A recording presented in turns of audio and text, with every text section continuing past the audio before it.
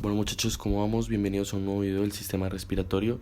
Esta vez vamos a hablar del diafragma, de las pleuras y de los pulmones. Empezaremos entonces con el diafragma, el cual es una estructura que va a estar formada por una porción muscular y una porción tendinosa. Esta estructura va a ser delgada y va a estar ubicada o a ocupar la abertura torácica inferior. Esta entonces va a separar lo que es la cavidad torácica, que va a estar superiormente, de la cavidad abdominal, que va a estar inferiormente. Este músculo diafragma va a prestar inserción en diferentes lugares, como puede ser la apófisis sifoides del esternón, los extremos de las costillas 11 y 12, los ligamentos abdominales, los bordes costales del tórax y las vértebras lumbares. Desde estas inserciones, las fibras musculares van a converger en un punto donde se va a formar lo que es el centro tendinoso, que es esto que vemos acá. Vamos a poder observar en esta imagen que van a haber estructuras que se van a extender del tórax al abdomen y van a tener entonces que atravesar el diafragma. Entre estas estructuras podremos encontrar la vena cava inferior, la cual pasaría a través del tendón central a nivel de T8. También vamos a tener el paso del esófago, el cual sería a través de la parte muscular del diafragma, más o menos a la línea izquierda de la línea media, y este sería aproximadamente a nivel de la vértebra T10. Tendríamos también el paso del nervio vago o neumogástrico. Este va a darse a través del diafragma junto con el esófago, o sea que sería al mismo nivel de T10. Tendríamos el paso de la arteria aorta, muy importante, pasa detrás de las inserciones posteriores del diafragma y este va a ser a nivel de la vértebra T12. Junto con la arteria aorta pasaría el conducto torácico y las venas ácigos y hemiácigos, aunque estas venas también pueden pasar a través de los pilares del diafragma. Por el paso de estos pilares también encontraríamos otras estructuras, las cuales podrían ser los troncos simpáticos, los nervios esplácnicos mayores, los nervios esplácnicos menores y los nervios esplácnicos mínimos. En cuanto a la irrigación arterial de este gran músculo, va a provenir de unos vasos que se van a encontrar superiormente y también otros que estarían inferiormente. Por aquí nos vamos a encontrar las arterias pericardiofrénicas. También estarían las arterias musculofrénicas. Estas son ramas de las torácicas internas. Estas de aquí serían las torácicas internas, que a su vez son ramas descendentes de las arterias subclavias. Vamos a tener también otras arterias que serían las arterias frénicas superiores, son estas de acá, y estas van a nacer directamente de la aorta torácica. Pero las arterias con mayor importancia en cuanto a la irrigación del diafragma van a estar inferiores. Estas van a ser las arterias frénicas inferiores. Estas se ramifican directamente de la aorta abdominal. En cuanto al drenaje venoso, este se realiza por unas venas que van a ir paralelas a las arterias y estas venas van a desembocar en las venas brachiocefálicas del cuello, en el sistema ácigos y por último en unas venas abdominales como serían las venas suprarrenales izquierda y la vena cava inferior. En cuanto a la inervación de este músculo, vamos a ver que está inervado por los nervios frénicos, que son estos que están acá, los cuales van a penetrar el músculo y se van a ramificar. Este músculo va a tener como función, cuando se contrae, se aplana, entonces de esta manera el volumen del tórax va a estar aumentado, mientras que el volumen abdominal va a estar disminuido. Y estos movimientos van a ser muy esenciales para lo que es la ventilación pulmonar. Veremos que durante la respiración las dimensiones del tórax pues van a cambiar de vertical, lateral y anteroposterior. Cuando este músculo se contrae y se relaja, va a haber una elevación, también va a haber una depresión, lo cual pues cambiaría significativamente lo que es las dimensiones verticales. Y en cuanto a su dimensión anteroposterior y lateral, pues se van a producir cambios en el momento en el que se elevan y se deprimen las costillas, ya que estas costillas pues van a estar articuladas posteriormente con la columna vertebral y anteriormente sus extremos van a articularse con el esternón o con otras costillas que van a estar adyacentes. Bueno, vamos a hablar ahora de las cavidades pleurales. Estas cavidades pleurales van a ser dos, va a haber una a cada lado del mediastino y van a rodear a los pulmones. Superiormente van a extenderse por encima de la primera costilla hasta la raíz del cuello e inferiormente se van a extender hasta un nivel justo por encima del reborde costal. Medialmente, la pared de estas pleuras va a ser el mediastino, que va a ser este, que va a estar aquí pintado de verde. Y entonces veremos que cada cavidad pleural va a estar recubierta por una sola capa de mesotelio, que asociado a un tejido conectivo va a formar lo que es la pleura. La pleura entonces va a estar dividida en dos tipos según su localización.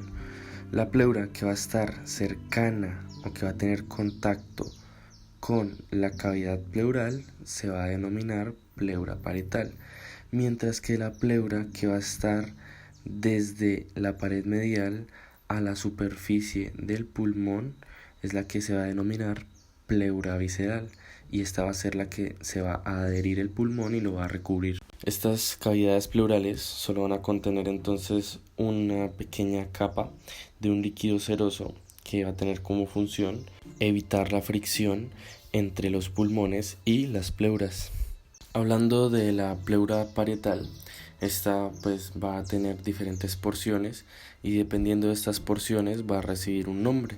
Entonces la pleura que va a estar relacionada con las costillas y los espacios intercostales va a llamarse pleura costal, mientras que la pleura que va a estar relacionada con el diafragma se va a llamar pleura diafragmática.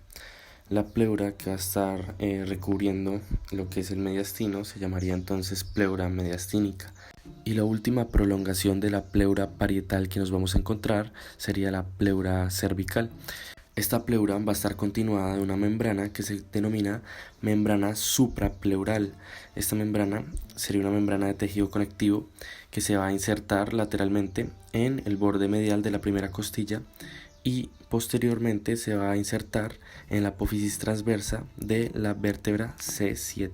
En cuanto a la pleura mediastínica, aproximadamente en la región de T5 a T7 va a formar como una especie de funda que va a servir para después cubrir unas estructuras como es la vía aérea, los bronquios, los vasos sanguíneos, los nervios y los vasos linfáticos.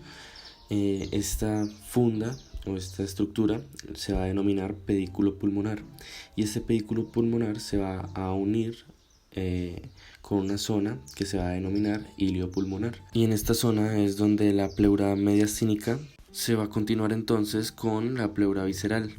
De esta pleura visceral podemos decir que es la que va a estar unida al pulmón y la podríamos encontrar incluso en las fisuras donde se van a dividir los pulmones en sus lóbulos.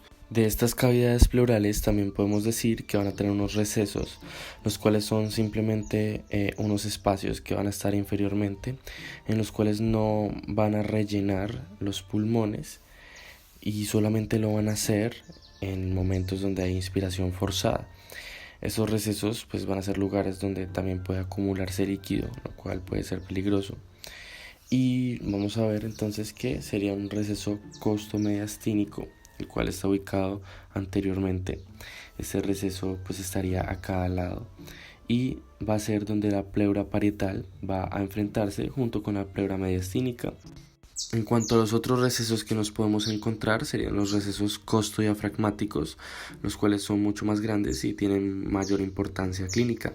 Estos pues se encuentran a cada lado de las cavidades pleurales y van a encontrarse justo entre la pleura costal y la pleura diafragmática. Pasando a hablar ahora de conceptos clínicos importantes acerca de las pleuras. Tenemos aquí al lado izquierdo una imagen de lo que sería un derrame pleural. Este pues se produce cuando hay un exceso de líquido y este líquido se va a acumular entonces en el espacio pleural, y a medida de que el líquido se acumula pues el pulmón se va a tener que comprimir y va a terminar colapsándose. Entre las diferentes causas que podemos encontrar que nos lleva a un derrame pleural nos encontramos lo que es una infección, una neoplasia maligna, una insuficiencia cardíaca también puede provocar un derrame pleural, y lo que son enfermedades hepáticas o embolia pulmonar. Y en la imagen de la derecha lo que vamos a encontrarnos es un neumotórax, que a diferencia del derrame pleural, este trataría de una acumulación de aire o de gas que va a estar dentro de la cavidad pleural. mientras que el derrame sería un acúmulo de líquido, pero ambos pues podrían terminar en lo mismo, ya que este neumotórax, con la cantidad de aire que va a contener en esta cavidad pleural, lo que va a hacer es colapsar el pulmón. En algunos casos, la cantidad de gas o de aire que va a estar dentro de esta cavidad pleural se acumula al punto de que el mediastino va a empujar hacia el lado opuesto, y esto provoca que el pulmón del otro lado pues también se comprima, y esto nos daría como consecuencia un neumotórax a tensión, lo cual requiere un tratamiento inmediato en donde se va a introducir una jeringa talla 14 por la línea media clavicular, exactamente en el segundo espacio intercostal, por encima, o sea, borde superior de la tercera costilla. Y normalmente estos neumotórax van a dar a causa de traumatismos, inflamación, tabaquismo, y van a haber otras enfermedades también pulmonares que podrían desencadenar en un neumotórax. Ahora pasaremos a hablar de los pulmones, los cuales son los órganos respiratorios que se van a encontrar a ambos lados del mediastino, y estos pues van a estar rodeados por las cavidades pleurales. Ya habíamos visto en un video anterior que el aire va a entrar y va a salir de los pulmones gracias a unos bronquios principales. Estos van a ser ramas de la tráquea. Nos vamos a encontrar también unas arterias pulmonares, las cuales son las encargadas de llevar la sangre desoxigenada a los pulmones desde el ventrículo derecho del corazón, mientras que la sangre oxigenada en este caso sería transportada por las venas pulmonares, las cuales van a conducir esta sangre directamente a la aurícula izquierda del corazón. El pulmón derecho normalmente es un poco más grande que el pulmón izquierdo, debido a que en el mediastino medio nos encontraríamos al corazón, el cual estaría mucho más hacia la izquierda que hacia la derecha, dejando una impresión en el pulmón izquierdo. Veremos que cada uno de estos pulmones va a tener una base, un vértice, dos caras y tres bordes. La base sería la que se apoya sobre el diafragma. El vértice va a ser el que va a proyectarse justo por encima de la primera costilla hasta la raíz del cuello. Las dos caras que vamos a encontrar sería una cara costal, que sería la que está adyacente a las costillas, y una cara mediastínica que se apoya anteriormente en el mediastino y posteriormente en la columna. En cuanto a sus bordes, podremos observar un borde inferior, un borde anterior y un borde posterior. Estos pulmones van a poseer entonces un pedículo, el cual va a ser un grupo de estructuras que va a conectar el pulmón con otras estructuras del mediastino. Este va a estar cubierto por pleura mediastínica, y esta estaría delimitada entonces con el ilio, que sería a través del cual van a entrar y salir las estructuras del pulmón. Y tanto el pedículo como el ilio van a continuarse con un ligamento que se denomina ligamento pulmonar. Como podemos observar en esta imagen, entonces en el interior del pedículo y del ilio vamos a poder encontrar una arteria pulmonar. Va a haber por acá dos venas pulmonares. Va a estar también el bronquio principal, que es la división de la tráquea. Y aunque no se observen en esta imagen, también podemos encontrarnos unos vasos bronquiales, nervios y algunos vasos linfáticos. Pasando entonces a describir los dos pulmones uno por uno, empezaremos por el derecho. El pulmón derecho va a tener tres lóbulos, como podemos observar, y también va a tener dos fisuras. Estas fisuras serían la fisura oblicua, la cual separa el lóbulo inferior del superior y también del lóbulo medio del pulmón derecho. Y vamos a tener la fisura horizontal, que va a separar el lóbulo superior del lóbulo medio. Y vamos a observar también en esta cara medial del pulmón que va a estar relacionándose con diferentes estructuras, como podemos encontrarnos el corazón, la vena cava inferior, también estaría la vena cava superior, la vena ácigos y el esófago. Mientras que si miramos el pulmón izquierdo, este va a ser mucho más pequeño que el derecho.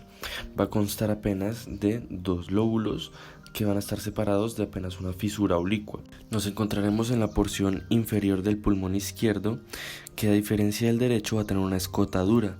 Esta escotadura va a ser la escotadura o incisura cardíaca. También nos encontraremos una superficie que va a estar en forma de lengua llamada língula del pulmón izquierdo.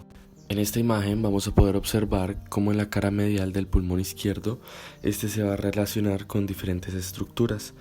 Como podemos encontrar el corazón, el callado de la aorta, que este callado de la aorta pues nos da directamente el tronco arterial brachiocefálico derecho, también la arteria carótida común izquierda. Justo por aquí estaría la arteria subclavia izquierda. Después del arco de la aorta vamos a ver que esta va a dar la arteria aorta torácica, la cual va a estar en relación con el esófago. Pasaremos entonces a hablar de los segmentos broncopulmonares, los cuales son áreas de los pulmones, las cuales van a estar suplidas por bronquios segmentarios o bronquios terciarios y también por una rama de la arteria pulmonar. Vamos a poder observar entonces 10 segmentos broncopulmonares para cada pulmón. Veremos que en este pulmón derecho, en el lóbulo superior, vamos a observar un segmento apical, un segmento posterior y un segmento anterior. Si nos dirigimos al lóbulo medio del pulmón derecho, vamos a encontrarnos con un segmento medial y un segmento lateral, mientras que en su lóbulo inferior vamos a encontrarnos con un segmento basal anterior, con un segmento basal lateral, con un segmento basal posterior. También va a haber un segmento basal medial y por último un segmento superior.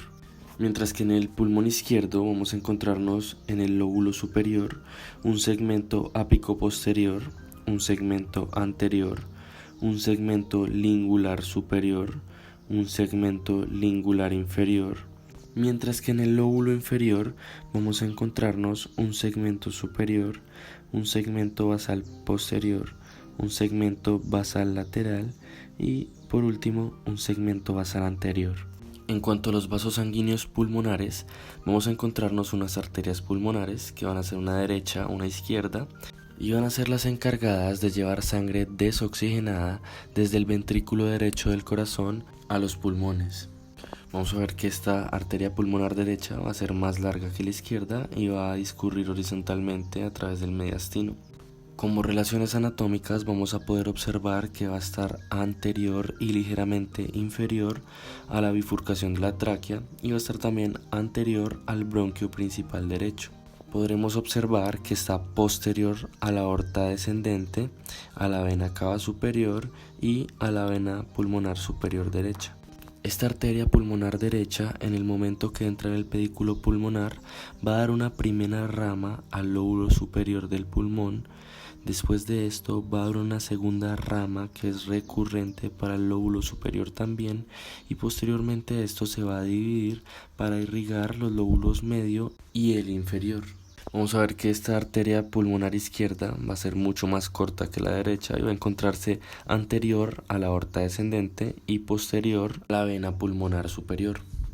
En cuanto a las venas pulmonares, vamos a encontrarnos a cada lado con una vena pulmonar superior y una vena pulmonar inferior. Estas van a ser las encargadas de llevar sangre oxigenada desde los pulmones a la aurícula izquierda del corazón. En cuanto a las arterias bronquiales, vamos a tener una arteria bronquial derecha, la cual van a ser normalmente de la tercera arteria intercostal posterior, pero en ocasiones sería rama de una de las arterias bronquiales izquierdas, que a su vez van a nacer de la cara anterior de la aorta torácica.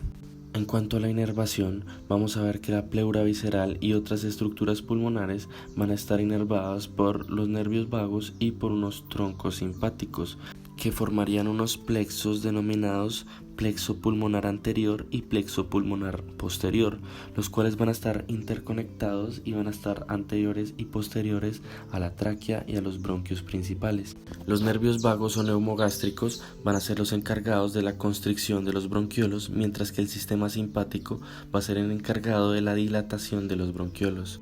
Y con esto ya terminamos, pasamos al quiz. Les agradezco por la atención, por llegar hasta este momento. Si gustan pueden responder las preguntas en los comentarios y nos vemos en la próxima ocasión.